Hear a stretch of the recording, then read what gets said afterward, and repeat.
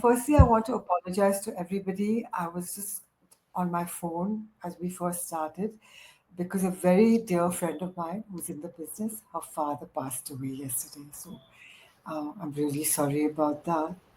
But that makes me think even more about how, if we talk about time, we none of us know how much time we're going to have in this world. You know, how much time are you going to have, and are you willing to set your priorities straight? And even as I talk about this, I get gooseflesh. Life shows me more and more how time is so precious and so fragile. Okay, and I know one thing: if you want to do something, you will make the time. Anybody, if you want to do something, you will make the time. But if it's not your priority, you won't. And we have to take on board this that life is fragile, it's short. How are we going to spend our lives? How are we going to prioritize our lives? So I can never buy when somebody says they don't have the time. Wake up earlier. Wake up earlier. I mean, when I became a meditator, I did Vipassana, and we were told to meditate thrice a day. I would wake up at 4 in the morning because that is a commitment I made. So never say I don't have the time because that's not true. Secondly, about the money, I had no money. All my savings were finished. In fact, I had lost everything. I was facing retirement poverty, but I knew I had to do something. I was so clear about that. I was so clear.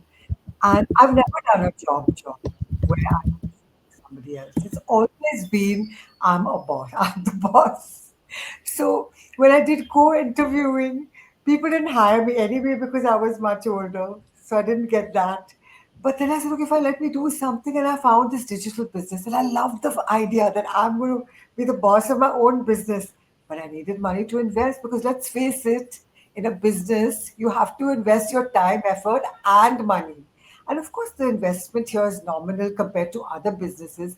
But still, let's face it, tomorrow you want to open a pan ka dukan, you have to spend about 3 lakhs.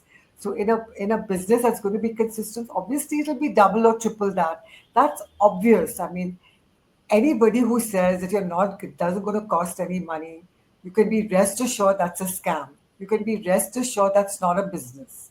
So for a business, you need to invest sensibly. It needs to be a long-term plan. I was very clear that I wanted to join this business. And I prayed and prayed and prayed and prayed. If you're clear, as Kavya said, as Praveen said, if you say, I do have the money, I just prayed and I said, God, I have to do this. I don't know how. Open the doors for me. Just open the doors for me. And I have to keep thinking that I'm doing this business. The doors are open. And you will not believe it. The entire money was gifted to me, and not just to join the business. After that, I had people who loved me so much, they gifted me the money to then, because even when you do a business, there's something you have to advertise, right? I got the money for that also as a gift. So the thing is, if you really believe in something, it will happen for you, is what I feel, is what I've experienced. As Praveen said, you can afford it, and then it is affordable.